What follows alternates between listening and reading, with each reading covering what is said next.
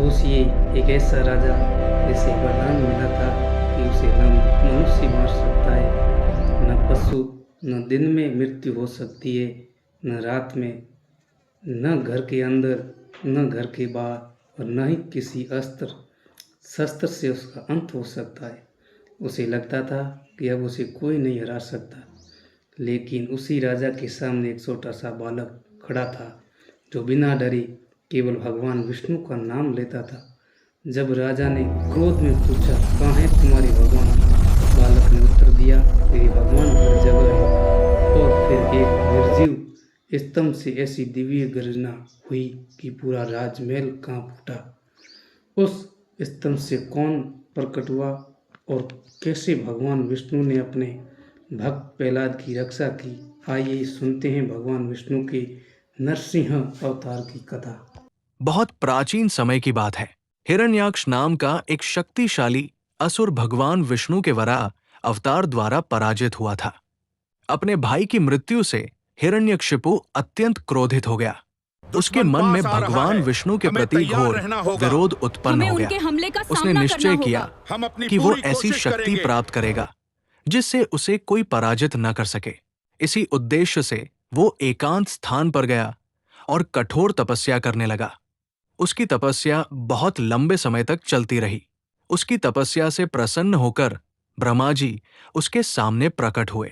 हिरण्यकशिपु ने अमर होने का वरदान मांगा, लेकिन ब्रह्मा जी ने कहा कि जन्म लेने वाले प्राणी के लिए पूर्ण अमरत्व का वरदान देना संभव नहीं है। तब हिरण्यकशिपु ने बहुत चतुराई से अलग अलग परिस्थितियों से सुरक्षा मांगी।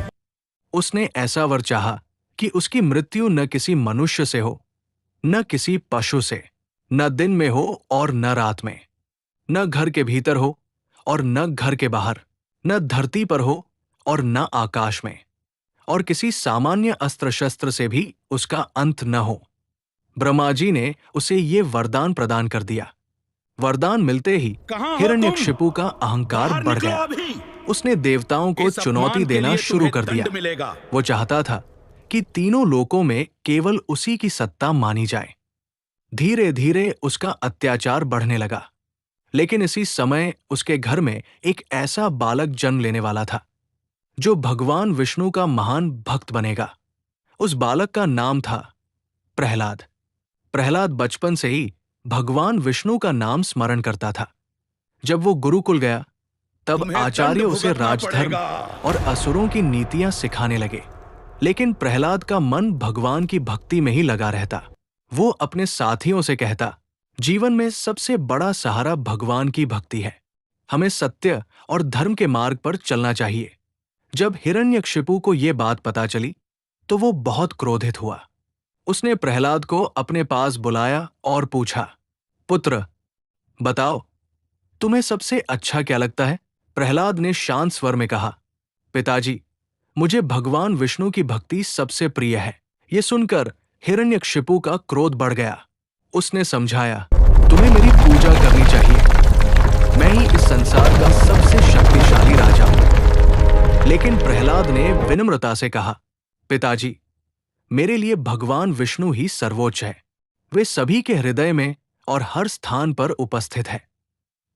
अब हिरण्यकशिपु को लगा कि उसका पुत्र उसकी सत्ता को चुनौती दे रहा है।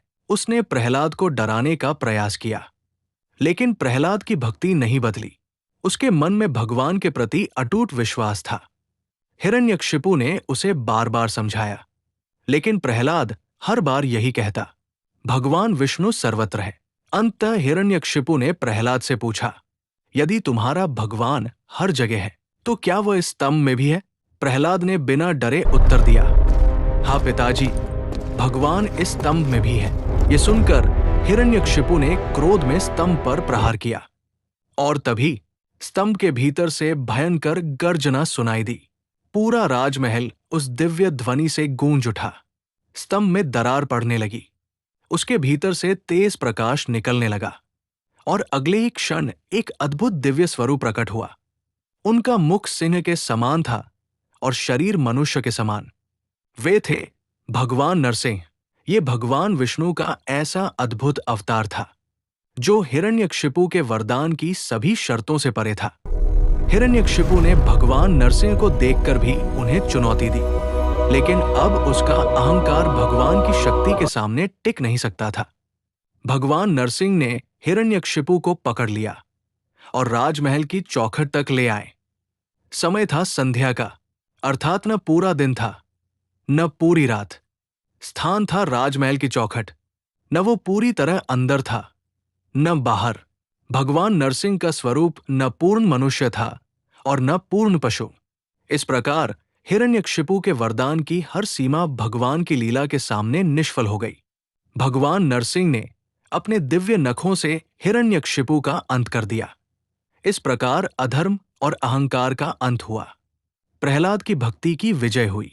देवताओं ने भगवान नरसिंह की स्तुति की, लेकिन भगवान का तेज इतना प्रचंड था कि देवता भी उनके पास जाने में संकोच कर रहे थे।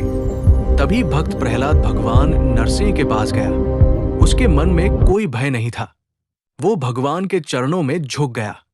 भगवान नरसिंह ने प्रहलाद को अपने पास बुलाया और उसे आशीर्वाद दिया। प्रहलाद ने भगवान से अपने लिए धन, राज्य या सुख नहीं मांगा। उसने केवल यही प्रार्थना की कि उसके मन में भगवान की भक्ति सदैव बनी रहे। उसने अपने पिता के लिए भी भगवान से कृपा की भावना रखी। भगवान नरसिंह प्रहलाद की निष्कपट भक्ति से प्रसन्न हुए। उन्होंने उसे आशीर्वाद दिया और धर्म के मार्ग पर चलने का आदेश दिया। बाद में प्रहलाद ने राज्य की जिम्मेदारी संभाली और अपनी प्रजा के साथ न्याय और धर्म से व्यवहार किया।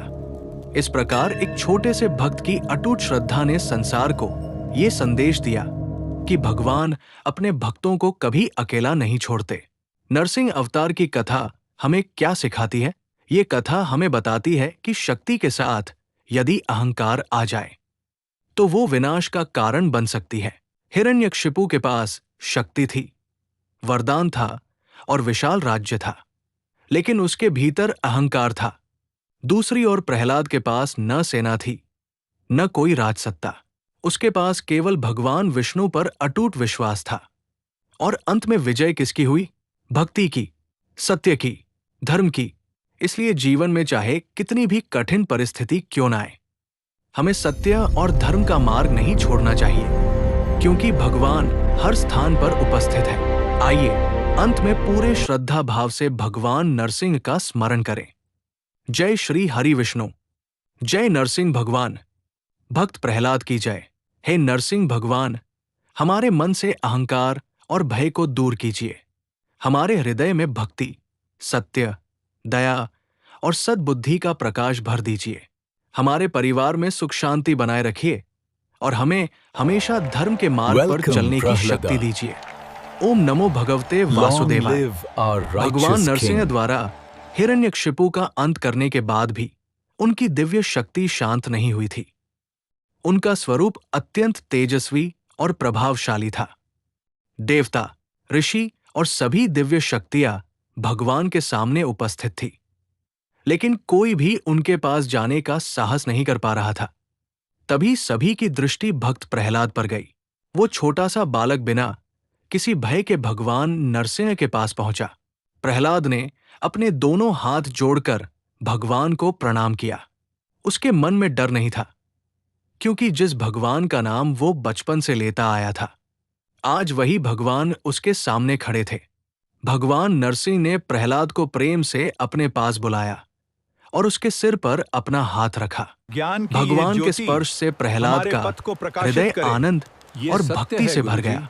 प्रहलाद ने भगवान से कहा, हे प्रभु, मुझे अपने लिए किसी सुख या संपत्ति की इच्छा नहीं है। मेरी एक ही प्रार्थना है कि मेरे मन में आपकी भक्ति कभी कम न हो। भगवान नरसिंह प्रहलाद की इस निष्काम भक्ति से अत्यंत प्रसन्न हुए। उन्होंने उसे आशीर्वाद दिया और कहा कि वो धर्म और न्याय के मार्ग पर चलते हुए प्रजा का पालन करे। प्रहलाद ने भगवान से अपने पिता के लिए भी मंगल की भावना रखी। उसने अपने मन में उनके प्रति द्वेष नहीं रखा। यही सच्ची भक्ति की पहचान थी। जिस पिता ने भगवान के भक्त होने के कारण प्रहलाद का विरोध किया, उसी पिता के लिए भी प्रहलाद ने भगवान से कृपा की भावना रखी। इसके बाद देवताओं और ऋषियों ने भगवान नरसिंह की स्तुति की। आकाश से दिव्य पुष्पों की वर्षा होने लगी। चारों दिशाओं में भगवान के नाम का जयघोष होने लगा। जय श्री नरसिंह भगवान। धीरे धीरे भगवान नरसिंह का उग्र स्वरूप शांत होने लगा। उनके मुख पर करुणा और शांति दिखाई देने लगी। उन्होंने प्रहलाद को आशीर्वाद दिया और उसके जीवन में धर्म। If you enjoyed this inspirational story, like the video, subscribe to the channel, and press the bell icon for more amazing stories.